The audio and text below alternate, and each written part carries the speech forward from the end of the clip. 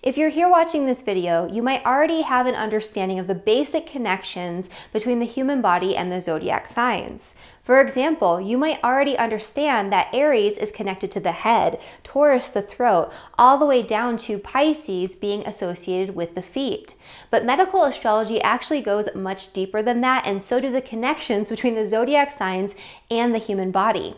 For example, did you know that Pisces not only rules the feet, but it also rules the lymphatic system? Or did you know that Cancer rules the pericardial sac around the heart? In this video, we're going to take a deep dive into all 12 zodiac signs and their main bodily associations. But first, I want to make sure that you understand that this is not a sun sign video. This is about the zodiac signs absent of any planetary energy, the zodiac signs and what they represent in medical astrology and in their association with the body in and of themselves. Also, I want to drive home the point that having planets in any of these signs does not necessarily mean that you're going to have difficulty with those organ systems or body parts. And it doesn't necessarily mean that you're going to have strength in those organ systems or those body parts. It doesn't necessarily mean anything in particular. Medical astrology goes much deeper than that, and it's much more complicated than that. And for those who are interested in learning more about medical astrology, you can join me for my free Medical Astrology 101 webinar on April 1st that I will be teaching live. Registration is now open down in the description below. That's where you'll find the link. And this webinar is actually going to contain basically all of the information in my first prerequisite lecture in my paid Medical Astrology Foundations course that will also be opening up in April. So you're going to be getting a lot of really deep information about medical astrology as a system and a lot of the main significations for the signs, planets, houses, aspects, and how we really look at the chart as a whole in medical astrology to evaluate health and wellness. And so again, if you're interested in that, the link is down in the description below. But before we get into the zodiac signs, we do first need to state the obvious. This video does not contain any type of medical advice. It is for educational purposes only. Medical astrology does not cure, treat, or prevent illness, and if you are experiencing any type of medical condition, please contact a qualified healthcare provider. And so let's move on to the bulk of what we're going to be talking about here today. So first and foremost, I want to kind of let you guys know the difference between the signs, the zodiac signs, and the planets and how they operate when it comes to looking at health, looking at the body, looking at things from a medical astrology perspective. And so the signs always represent the body parts, the different areas and organ systems in the body, whereas the planets are more the actions and the things that are happening within the body. It's a little bit more nuanced and complex than that, and of course we'll touch on that in the Astrology 101 webinar, but for the purpose of this video, we're going to be focusing on the body parts, the organ systems, the different associations with each of the 12 zodiac signs, whereas the planetary energies again represents more the actions and the way that your body is functioning and different things that are happening within the body. And so let's get started. So Aries. So for Aries, you guys already know from the start of this video that it represents the head and the upper jaw.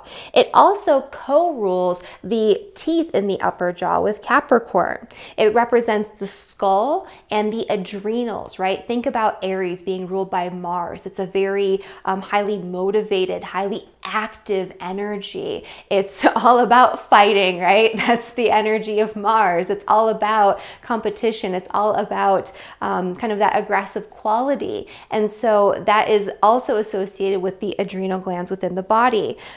Aries also co-rules the frontal lobe of the brain with all of the other fire signs. However, it's more strongly associated with Aries than with those other signs. When it comes to Taurus, Taurus rules the lower jaw. It rules the teeth in the lower jaw with Capricorn, of course. It rules the tongue and the taste buds, the saliva glands. It rules the tonsils and the throat. It rules the thyroid gland. It rules the vocal cords, and it also has a connection to certain parts of the brain stem. With Gemini, Gemini rules the lungs and the reproductive system. It rules the shoulders, the arms, it rules the hands, the fingers. It also rules parts of the ear. It rules the nerves in general, especially the sensory nerves. And it also co-rules the entire nervous system with the sign of Virgo. When we get into Cancer, Cancer kind of represents all of the different containers and protections in the body. So it rules things like the stomach, which is the container for food in that first, or I guess the second stage of digestion. It represents the breast, the uterus, of course, because of that Cancerian motherly energy. It represents the pericardial sac, so the pericardium, so that sac around the heart that we talked about at the start of this video. It represents the mucous membranes. It represents also the limbic system, but especially the hippocampus. Those of you who have studied astrology already probably know that the moon is tied to memory, and especially that hippocampal type of memory function, memory for events and for actual things, and emotional types of memory as well. And so Cancer has this association with that specific part in the brain. Cancer also rules the meninges, which are the protective parts of the brain, the spinal cord, the nerves, things like that. Cancer rules the gums, and it's the co-ruler of the pituitary gland with the sign of Capricorn. Then we move on to Leo. So everyone knows Leo rules the heart, right? But Leo also rules a little bit more than that. It has to do with the thymus gland, the spinal cord, and the back, and also the cell nucleus. When we get into Virgo, Virgo rules the intestines. It rules the enteric nervous system. It rules the autonomic nervous system and the nervous system in general, again with Gemini, but it's more strongly associated with Virgo when it comes to the autonomic nervous system, so the sympathetic and parasympathetic nervous systems in particular. It also has to do with the pancreas. Virgo has a very strong association with the spleen as well. It rules the diaphragm. It's the co-ruler of the liver with Sagittarius and sometimes also Cancer. And it's the co-ruler of the immune system with the sign of Pisces. From there, we move on to Libra. So Libra has to do with basically all of the homeostasis systems in the body, the systems that create and maintain equilibrium and harmony throughout the body. Very Libra, right? But it also rules the hips and the kidneys and parts of the pancreas. It has to do with the endocrine system, the fallopian tubes and the ovaries. A lot of times when there's two of something in the body, it has a Libra component because of that energy of balance, right? Where there's two parts or two of an organ. When it comes to Scorpio, Scorpio rules the genitals, the prostate, and the cervix. It rules all of the systems of excretion in the body where things can leave but not come back in. So I like the cervix as an example of that, because typically you give birth to a child but you can't put it back in your body. Also, it rules the colon, the urinary tract, the sweat glands, and the reptilian brain. And a lot of people don't actually realize that Scorpio rules the nose and the sinuses. It's not Aries, it's Scorpio that has rulership over those parts of the body. Then we move on to Sagittarius. Sagittarius rules the liver, the thighs, the butt. It rules the lower spinal cord, the sacrum, and the sciatic nerve. It also has to do with the integration of the nervous system, and it has a possible association with the hypothalamus in the brain. Capricorn rules the bones, joints, teeth, nails, hair, and skin. So all of those hard outer shells, all of those things that kind of contain the body and give it structure and give it form. It also rules the gallbladder very strongly, and it co-rules the pituitary gland with Cancer. Aquarius. So Aquarius rules the ankles, the calves, and the Achilles tendon. It also rules the entire electrical system of the body, which is something that's becoming more and more well understood in this day and age.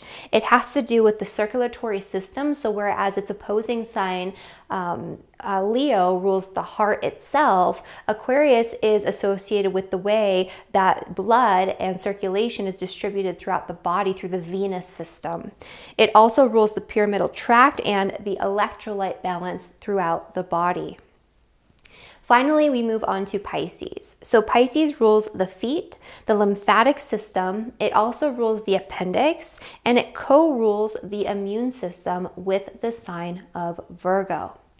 Now, of course, this is not an all-inclusive list of every single body part, organ system, and association throughout the zodiac, but these are kind of the main, most prominent associations we see with the zodiac signs and these body parts. And so hopefully this is enough to get you feeling curious and wanting to explore even deeper. And if you are an astrologer or an astrology student who wants to learn more about medical astrology, again, make sure you check out my Astrology 101 free webinar on April 1st. The link to enroll is down below. And also keep an eye out for my Medical Astrology Foundations course, which will also be beginning in April and opening up for enrollment very soon. If you enjoyed this video, like the video, subscribe to my channel, comment below and let me know what you learned, and make sure you share this with a friend who might be interested in medical astrology as well. Thank you so much for watching, and I hope to see you on April 1st in the free webinar in the chat. Bye, everyone.